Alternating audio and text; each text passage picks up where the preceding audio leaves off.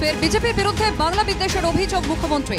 বাংলা ভাষা বললেই বিজেপির রাজ্যগুলিতে আটকে দেওয়া হচ্ছে। রাজস্থানের একটি ভবনে 300 থেকে 400 পরিযায়ী শ্রমিককে আটকে রাখা হয়েছে। বাংলা কথা বললেই বাংলাদেশি তকমা দেওয়া হচ্ছে, কখনো আবার আটক করে রাখা হচ্ছে। এই অভিযোগে মঙ্গলবার ক্ষোভ উগরে দিলেন মুখ্যমন্ত্রী মমতা বন্দ্যোপাধ্যায়। পাশাপাশি ভিন রাজ্যে আটকে পড়া শ্রমিকদের সাহায্য করার জন্য রাজ্যের মুখ্য সচিব মনোজ পন্তকেও নির্দেশ দিলেন তিনি। And now the information is coming that in Rajasthan also 300-400 people are stuck up in a bhavan because they said you are Bangladeshi. They are not Bangladeshi. They belongs to West Bengal. They belongs to India. You don't allow the identity and just saying you are speaking Bengali, so you are Bangladeshi. This has become a very seamless issue now. Every day it is going on. Just last week we rescued so many boys and girls. They were pushed back to Bangladesh. উত্তর দিনাজপুরের ইটাহারের মান্নাই অঞ্চলের খিসাহার গ্রামসহ পার্শ্ববর্তী গ্রামগুলি থেকে 300-র বেশি পরিযায়ী শ্রমিক রাজস্থানে কাজ করতে গিয়েছিলেন। অভিযোগ, বাংলা ভাষায় কথা বলার অপরাধে তাদের বাংলাদেশি সন্দেহে আটক করে রাখা হয়েছে। ইটাহারে বিধায়ক মোশাররফ হোসেনের সঙ্গেও যোগাযোগ করেছেন আটকে পড়া শ্রমিকরা। মঙ্গলবার বিধানসভায় মুখ্যমন্ত্রীকে বিষয়টি জানান তিনি।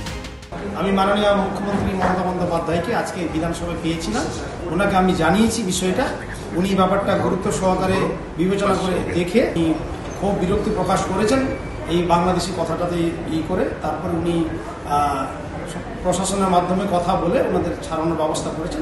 বাংলায় কেউ কথা বললেই তাদেরকে বিদেশি বলে তকমা লাগানো হচ্ছে, একঘরে করে দেওয়া হচ্ছে, অত্যাচার করা হচ্ছে, বিপদে ফেলা হচ্ছে। মাননীয় মুখ্যমন্ত্রী অত্যন্ত কড়া মনোভাব নিয়ে এর তীব্র প্রতিবাদ করছেন। মমতা বন্দ্যোপাধ্যায় পুশব্যাক নিয়ে বিজেপির সমালোচনা করলেও পাল্টা সরব বিজেপির রাজ্য সভাপতি সুকান্ত মজুমদার। মমতা বন্দ্যোপাধ্যায়কে বাদ দেব। মমতা বন্দ্যোপাধ্যায় যেখানে বাঙালি পাঠাতে পারতেন, অথচ তার জায়গায় তিনি কাকে পাঠালেন? শত্রুঘ্ন সিনহা। বর্ধমানের সাংসদ কীর্তি আজাদ, ইউসুফ পাঠান তো শপথ নেওয়ার সময় জয় গুজরাট বলে দিল। বাংলার সাংসদ হয়ে সেখানে শপথ নিয়ে জয় গুজরাট বলে দিল। এটা কি মমতা বন্দ্যোপাধ্যায় শিখিয়ে পাঠিয়েছিলেন কিনা আমার জানা নেই, মোদীজিকে খুশি করার জন্য।